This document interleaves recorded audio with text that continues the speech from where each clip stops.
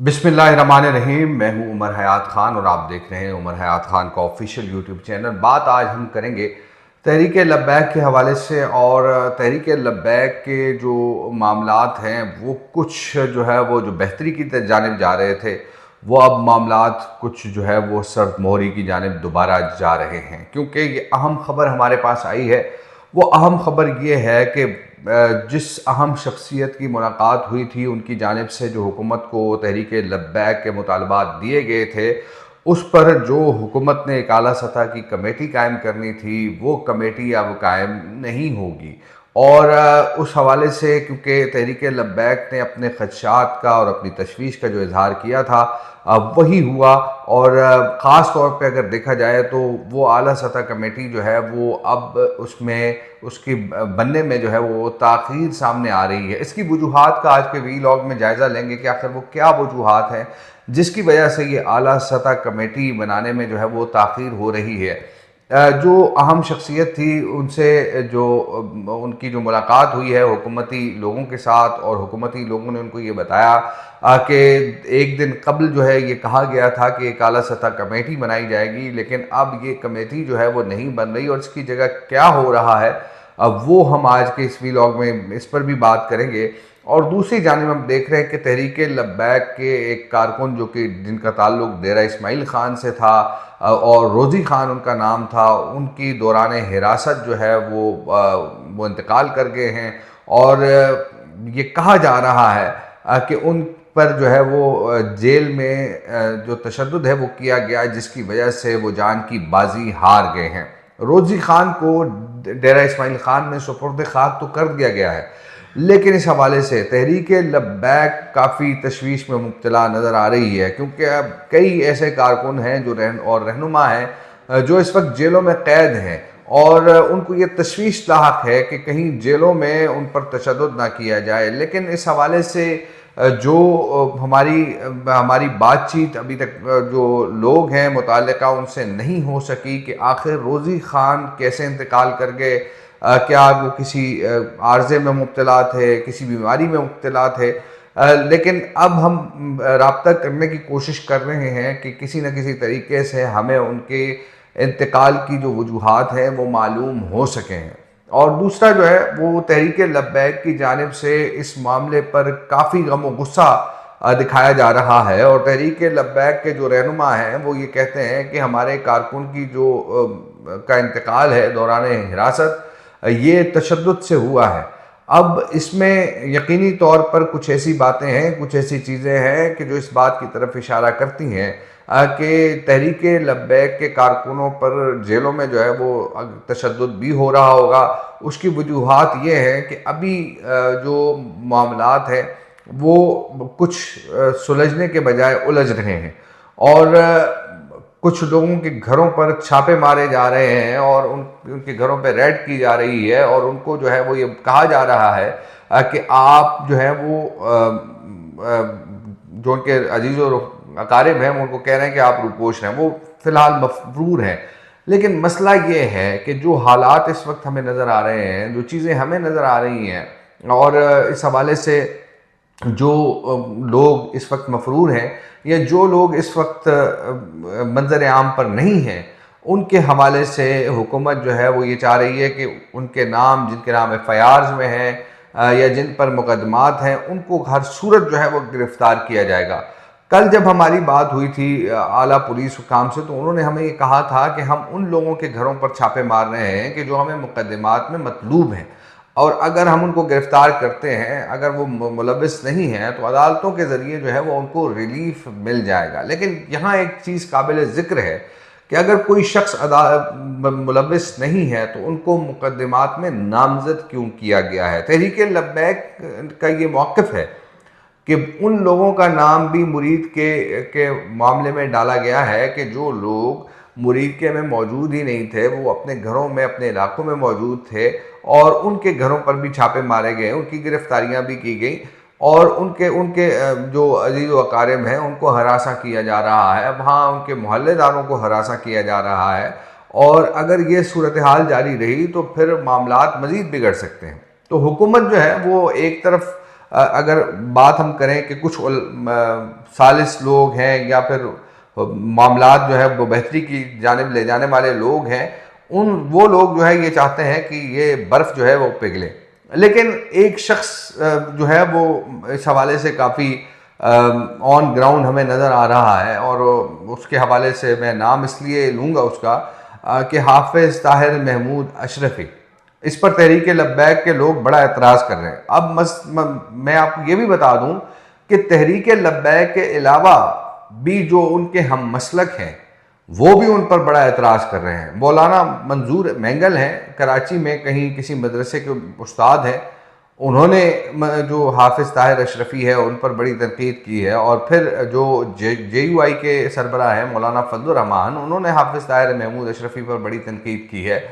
अब इस तनकीद के पीछे क्या वजूहात है, लेकिन क्योंकि हम देख रहे हैं कि हाफिज़ ताहिर महमूद अशरफी वो शख्स हैं कि जो हर हुकूमत में किसी न किसी तरीके से एडजस्ट हो जाते हैं, और 2013 से 2018 की नून लीग की जो गवर्नमेंट थी उसमें हाफिज़ ताहिर महमूद अशरफी जो है उस वक्त भी कोई एडवाइज़र का ओहदा उनके पास था। फिर 2018 से 2022 तक जो है वो इमरान खान की हुकूमत थी, उसमें भी हाफिज़ ताहिर महमूद अशरफी थे। तहरीक अदम एतमाद के बाद हमने देखा कि जब शहबाज शरीफ वज़ीर आज़म बने तो उसमें भी हमने देखा कि ताहिर महमूद अशरफी जो है वो बाकायदा तौर पर मुशीर के ओहदे पर रहे।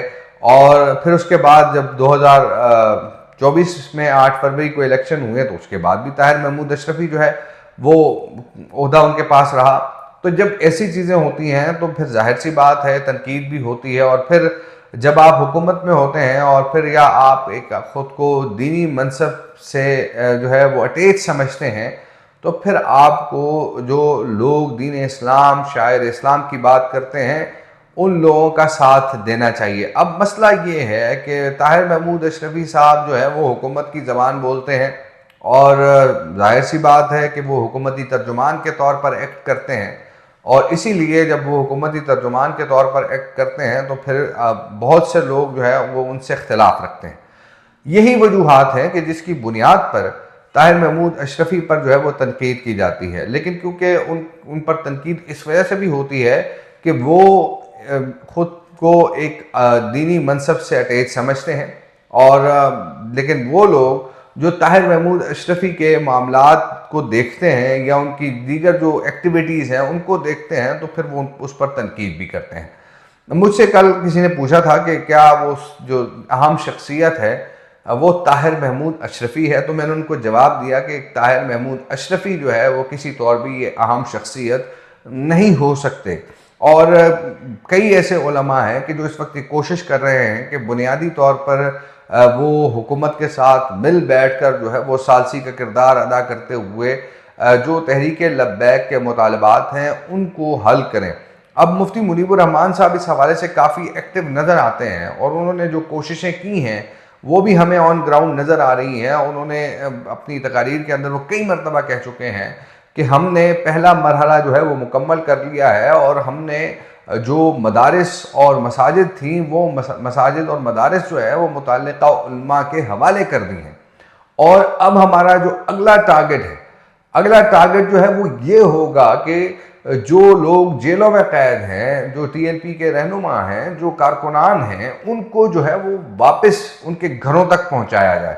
उन पर जो कायम किए गए मुकदमात हैं उनको ख़त्म किया जाए। तहरीक लब्बैक की जो अमलाक सील की गई हैं उनको डीसील करवाया जाए, और जो उनके मुंजमद अकाउंट्स हैं उनको गैर मुंजमद किया जाए। तो ये ऐसे टास्क हैं कि जिस पर मुफ्ती मुनीबुर रहमान साहब और उनकी टीम काम कर रही है। और मैं हमेशा एक बात करता हूँ कि सियासत में कोई चीज़ हरफ आखिर नहीं होती। तहरीक लब्बैक जो है वो सियासी मजहबी जमात है, और सियासी मजहबी जमात का ये यकीनी तौर पर तोरा इम्तियाज़ रहता है कि वो हमेशा जो बातचीत है, जो मुज़ाकरात है, उसका दरवाज़ा खुला रखती है। अब जो लोग बातचीत और मुज़ाकरात का दरवाज़ा खुला नहीं रखते तो वो यकीनी तौर पर कामयाबी या किसी भी तौर अगर वो लचक नहीं दिखाते तो वो उनको किसी भी तौर कामयाबी नहीं मिलती। तो ये लचक जो है वो बुनियादी तौर पर ज़रूरी है, और इस लचक को कायम रखना चाहिए, और ख़ास तौर पर जो लचक है वो मुल्की मफाद में होनी चाहिए। अब लोग तनकीद का भी निशाना बनाएंगे, लोग जो है वो आप पर, आपके जो ओपोनेंट हैं, मुखालिफ हैं, वो आप पर तनकीद भी करेंगे। जिस तरह हम देख रहे हैं कि आजकल तहरीक इंसाफ के लोग जो है वो तनकीद कर रहे हैं। जब तहरीक लब्बैक ने जो है वो टॉप ट्रेंड बनाया एक्स पर, तो उसके बाद कुछ लोगों को मामलात जो है वो किसी और तरफ ले जाने की भी कोशिश वो कर रहे होते हैं। लेकिन सबसे पहली बात यह है, बुनियादी तौर पर जो लोग कोशिशें कर रहे हैं, सालसी का किरदार अदा कर रहे हैं, उनकी हौसला शिकनी ना की जाए, उनके हवाले से किसी भी किस्म का ऐसा कमेंट ना किया जाए कि उनकी जो कोशिशें हैं वो मुतासिर हों। अब जो लोग इस कोशिश में लगे हुए हैं, क्योंकि मैं कुछ लोगों को पर्सनली जानता हूं और उनसे मेरी अक्सर बातचीत भी होती है, और वो यही कहते हैं कि हम इस मामले को बेहतरी की जानिब ले जाना चाहते हैं। और उन्हीं लोगों की जो तवस्सुत से मुझे ये पता चला था जब मैंने आपसे ये बात की थी कि हाफिज़ साद रिजवी और हाफिज़ अनस रिजवी जो है वो बिल्कुल महफूज हैं और वो बिल्कुल रूब सेहत हैं, जो है बिल्कुल अच्छे अंदाज से रह रहे हैं। तो मैंने इसीलिए आपको ये कहा था। तो उन्हीं लोगों के तवस्सुत से ये बात हुई थी।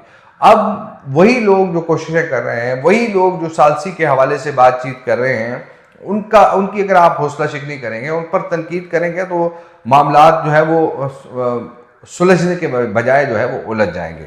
अब आते हैं कि हुकूमत की जानिब से जो फैसला है कि अब कमेटी नहीं बनेगी, क्योंकि कुछ ऐसे मामलात हैं कि जिसकी वजह से इस कमेटी की फॉर्मेशन में, ये कमेटी बनाने में कुछ ताख़ीर हो रही है। इस हवाले से वज़ीर आज़म शहबाज शरीफ जो है वो मुशावरत कर रहे हैं और मुशावरत के बाद जो है वो कमेटी बनेगी। और कभी इम्कान यही है कि ये जो आला सतही कमेटी है मुज़ाकरात के हवाले से, इसमें राना सनाउल्लाह को खान और जो इंजीनियर अमीर मकाम हैं, इनको अहम टास्क दिया जा सकता है और इसके अलावा कुछ और लोगों को भी शामिल किया जा सकता है।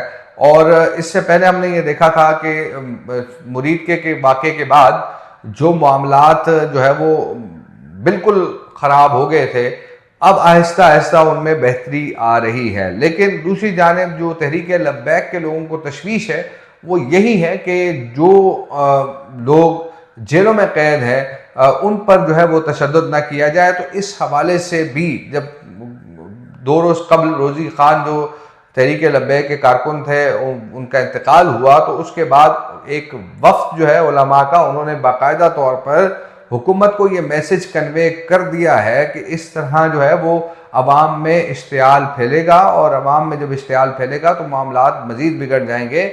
लिहाजा जेलों में रहने वाले, जो जेलों में कैद लोग हैं, उनकी सेहत के हवाले से जो है वो बेहतरीन उनको तिब्बी इमदाद वगैरह दी जाए, क्योंकि जाहिर सी बात है बीमारियां भी हैं और आजकल तो हम देख रहे हैं कि बहुत ज़्यादा बीमारियों का शिकार हैं लोग। तो इसीलिए उन्होंने कहा है कि सेहत के हवाले से जो है वो काफ़ी तशवीश है लोगों को, तो इसलिए उनकी सेहत के हवाले से उनकी अद्वियात जो है वो उनको बर वक्त पहुँचाई जाए। तो इस हवाले से मैसेज जो है वो कन्वे कर दिया गया है हुकूमत को, और जो तमाम लोग हैं उनकी सेहत के हवाले से जो है वो एक जो मामलात हैं उन पे बेहतरी जो है वो हो सकती है।